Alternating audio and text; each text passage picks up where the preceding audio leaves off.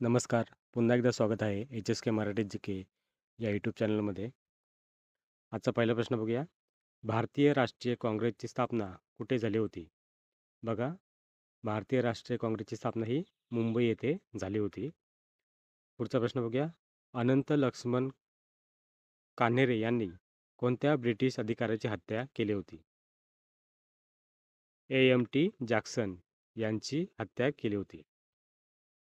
पुढचा प्रश्न बघा. भारतीय संविधानात कोणत्या दुरुस्ती कायद्यांद्वारे मूलभूत कर्तव्ये जोडण्यात आली आहेत? 42वी दुरुस्ती कायदा. लाला लजपतराय यांना खालीलपैकी कोणत्या नावाने ओळखले जात असे? पंजाब केसरी. महाराष्ट्रामध्ये काळ्या जमिनीवर प्रामुख्याने कोणते पीक घेतले जाते? बघा, काळ्या जमिनीवर कापूस या पिकाचे उत्पादन घेतले जाते. न्यूटनच्या गतिविषयक पहिल्या नियमाला दुसऱ्या कोणत्या नावाने ओळखले जाते? जडत्वाचा नियम. खालीलपैकी कोणत्या प्रकल्पास महाराष्ट्राचे भाग्यलक्ष्मी संबोधले जाते? कोयना प्रकल्प. भारतीय राज्यघटनेतील कलम 17 हे कशाशी संबंधित आहे? कलम 17 हे अस्पृश्यता नष्ट करणे या संदर्भात आहे. जीवनसत्वाच्या अभावी कोणता रोग होतो? स्कर्वी. बिहारमधील 1857च्या उठावाचे नेतृत्व कोणी केले होते? कुंवर सिंग.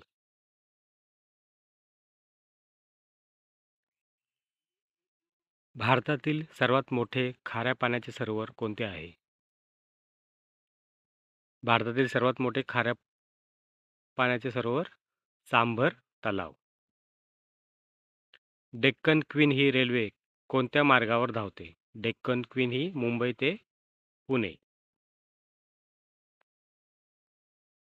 भारतातील संसदीय शासन पद्धती कोणत्या देशाच्या प्रेरणेतून निर्माण केली आहे?